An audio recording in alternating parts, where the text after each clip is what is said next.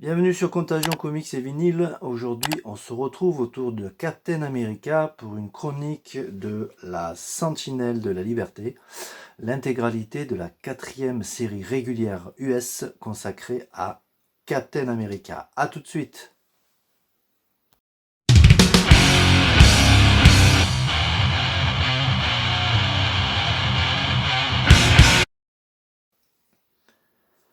C'est une chronique par hasard, car je l'ai trouvée par hasard à Cash Converters pour une poignée d'euros. Donc je me suis dit, eh bien pourquoi pas. S'y trouvait également Flashpoint, la version d'Urban, que je n'ai pas acheté car j'attendais la version originale de DC.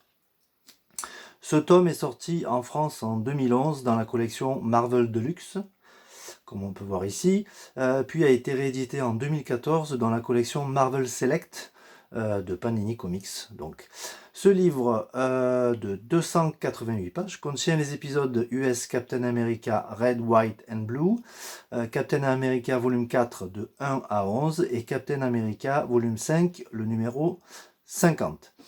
Un premier de luxe donc autour de Captain America réunissant deux grandes intrigues écrites après les attentats du 11 septembre 2001, écrites par John Reber et Chuck Austen. On se situe juste avant le run d'Ed Brubaker qui débutera en 2004.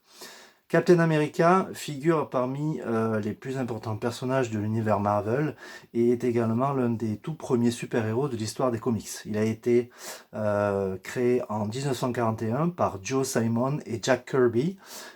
Il personnifie la liberté et la lutte contre le fascisme. D'abord le livre. Donc on a droit à une couverture assez rétro dans les couleurs et la composition. Où l'américanisme est très présent. La typo Captain America, qui est, sans rappeler la Constitution, en tout cas c'est une typo qui est bien datée de cette époque. Voilà. Donc la tranche, tout simplement, hein, c'est le volume 1. Il y en a 8 ou 9, il me semble, voilà, de mémoire. Marvel Deluxe. Voilà. Donc c'était pas cher, mais bon, la surjaquette est assez abîmée. Mais bon, c'est pas grave, hein, c'est toujours plaisant de lire quelque chose. Bon, vous verrez à la fin de la chronique si j'ai aimé ou pas. On va l'ouvrir. Voilà. On va voir qu'est-ce qu'on a ici. Tout noir. Avec des écritures en bleu. C'est très sobre. Voilà.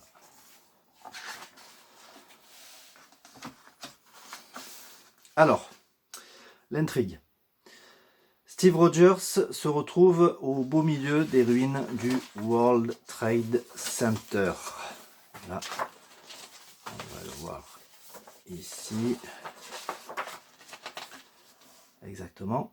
Après l'attaque des tours jumelles, c'est rare que la fiction de super-héros colle à la réalité, mais puisqu'il s'agit bien d'une œuvre de fiction, il n'est jamais explicitement dit qu'il combattra le terrorisme. Pourtant, son adversaire s'appelle Altaric, et la rhétorique religieuse est très présente dans le livre.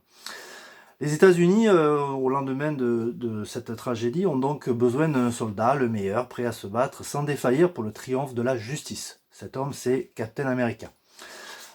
Simple, voire simpliste au premier abord, l'auteur aborde des thématiques plus complexes telles que la vente d'armes par les États-Unis et la sécurité nationale.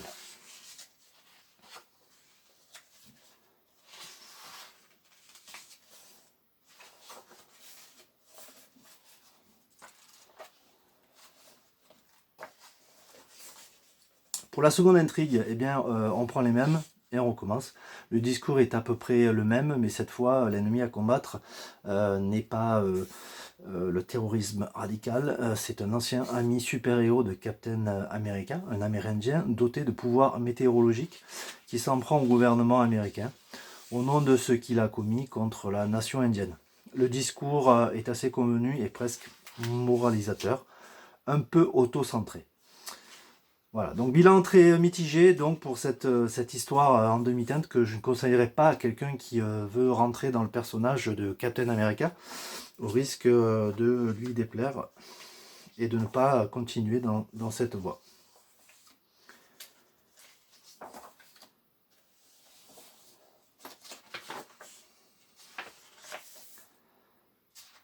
Cette vidéo est maintenant terminée. N'hésitez pas à mettre un j'aime à la vidéo et à vous abonner à notre chaîne Contagion Comics et Vinyle. À bientôt.